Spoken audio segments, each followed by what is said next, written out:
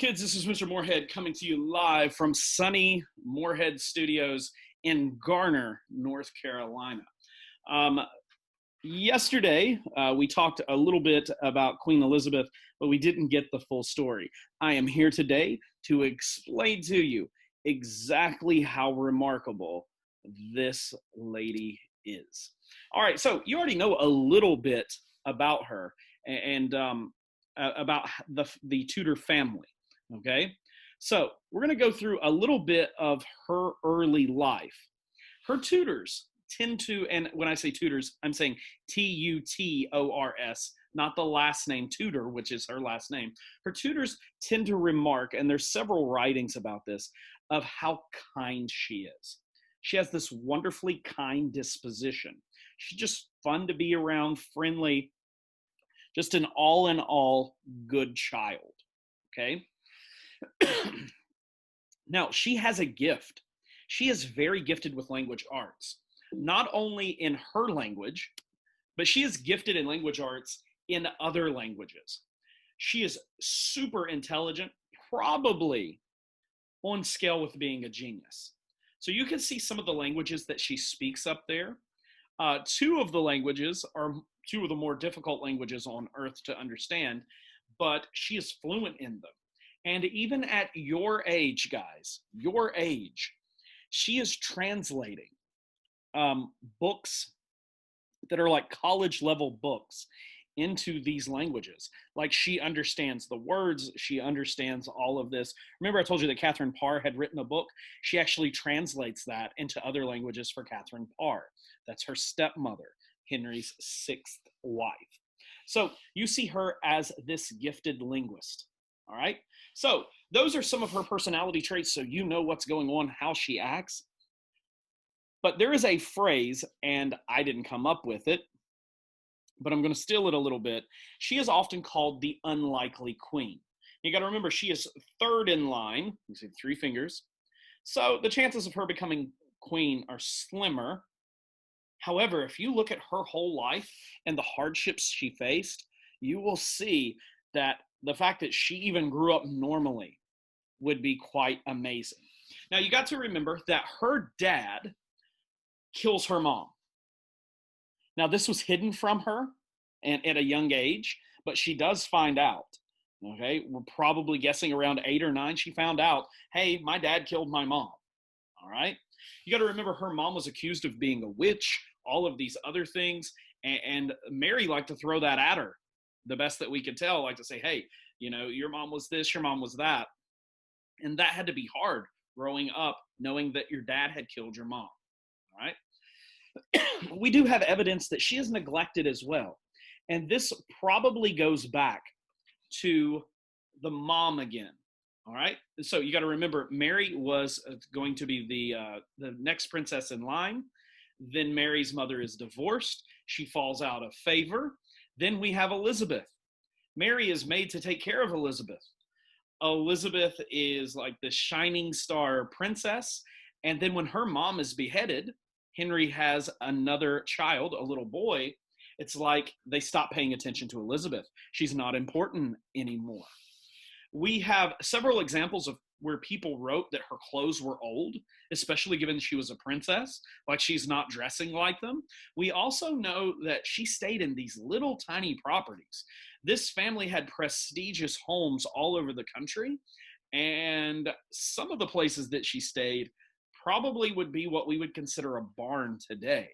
So obviously she is not treated quite like she is a princess.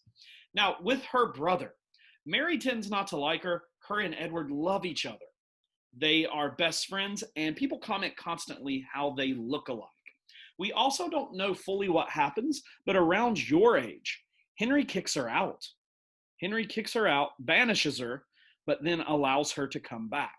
So we see, just in this short amount of time, mom is killed. She is kind of, Elizabeth is kind of treated differently. She's not treated quite like a princess. She's even kicked out at one point. But then there's something else that goes back to the wives of Henry VIII that's going to be tragic for her.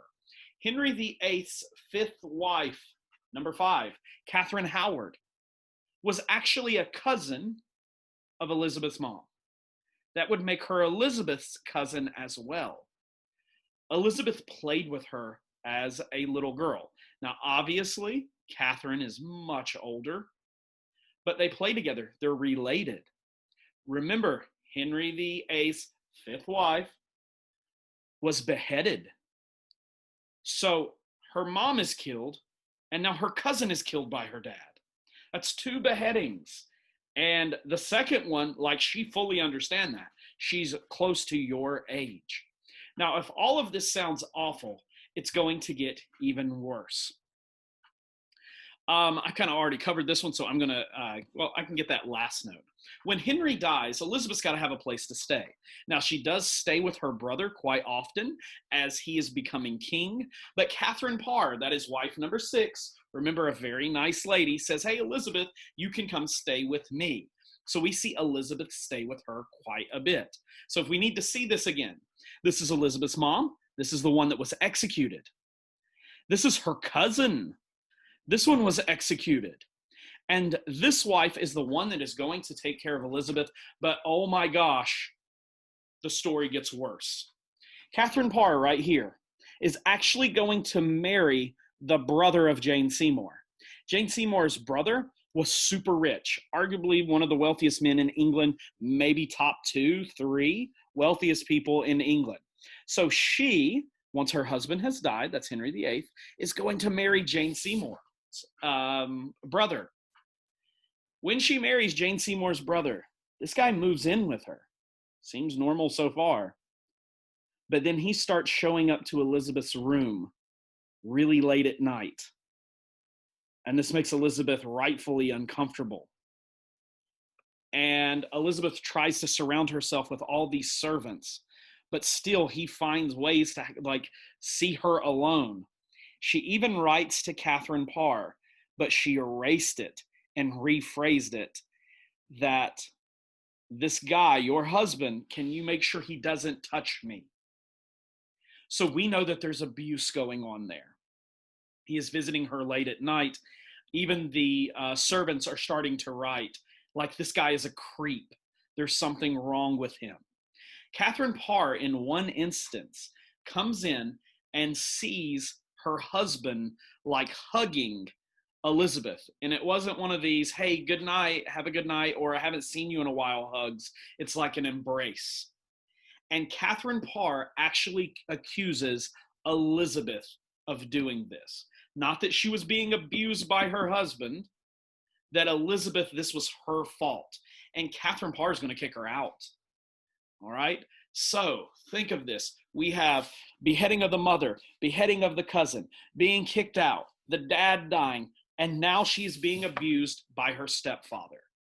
And she's kicked out and not believed by stepmom. Guys, this is horrible, but it even gets worse. Catherine Parr will give birth. She became pregnant by the new husband. She gives birth and she dies. All right? Baby lives, she dies. At this point, the husband starts to hunt Elizabeth back down. He is going to try to become king. There is a plot. He is going to try to kidnap Edward and marry Elizabeth, and he is caught outside of Edward's room with a gun. And you would think, oh, story over. This creep has been caught. He was going to try to murder all this other stuff. Elizabeth was blamed for this. And Elizabeth kind of had to defend herself. They said, look, are you with this guy because he's trying to make you queen and he's going to kidnap or kill your brother? And she actually had to say, no, that's not me. I didn't do any of this. I was thrown away from this guy by my own stepmom, and she defended herself really well. It's almost like a court hearing. So of all those awful things, still awful, her brother's going to die. She will be put in jail. Her brother's going to die. Mary will take the throne, and then she will be put in jail again because Mary thinks of her as a rival. All of these incidents, she probably should have never been queen. Mom killed, cousin killed, banished, abused by the stepfather. Her brother dies, accused of a plot against the king, then jailed by her sister, all of these things. But when Mary dies, Elizabeth does become queen. And this is where she takes control. She understands exactly how this court works, how the government works. And one of her first moves, you see this as absolute. She says, all right, Mary tried to kind of switch some stuff back to Catholic. I am reaffirming the Church of England is Protestant. I am Protestant. We are Protestant. And there is no more discussion over this. Oh, and by the way, I'm in charge of the church now. That's absolute, guys. She also said, I'm good with language arts. I need everybody else to be. This is another absolute move. She starts requiring people to learn how to read. So you will see that compared to other countries, the English has by far the most literate population. Probably let's take the next country over, for France, for every one person that could read there, 4 or 5 could read in England. And you see her start to sponsor language arts. In particular, she sponsors Shakespeare. Now, I want you to think of this. Some of the greatest writers in history are English, and they're disproportionately English. All right, look at like Sir Arthur Conan Doyle with like Sherlock Holmes, or all of these other stories, all the way up to J.K. Rowling's, who wrote Harry Potter.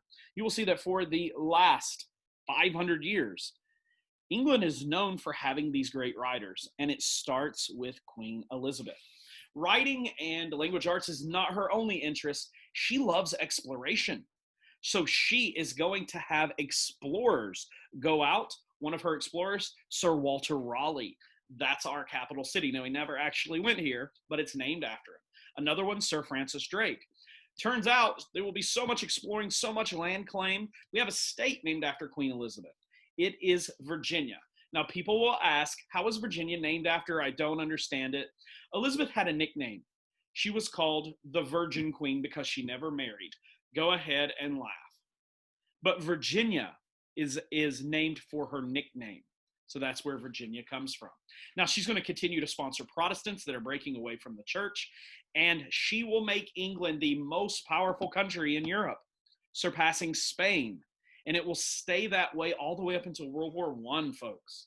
So she is arguably going to be the greatest queen, not in English history, but in all of history. Maybe the greatest monarch, that's a king or queen, in all of history. She reigns for 44 years. But the best part of her story, I'm going to have to share another day, because she will be faced by the biggest threat that England has seen for the last 500 years. She's going to have to go to war. And I will explain what happens in this war and if she wins or loses in the next lesson. Guys, I hope you enjoyed the story. I enjoyed telling it. Bye for now.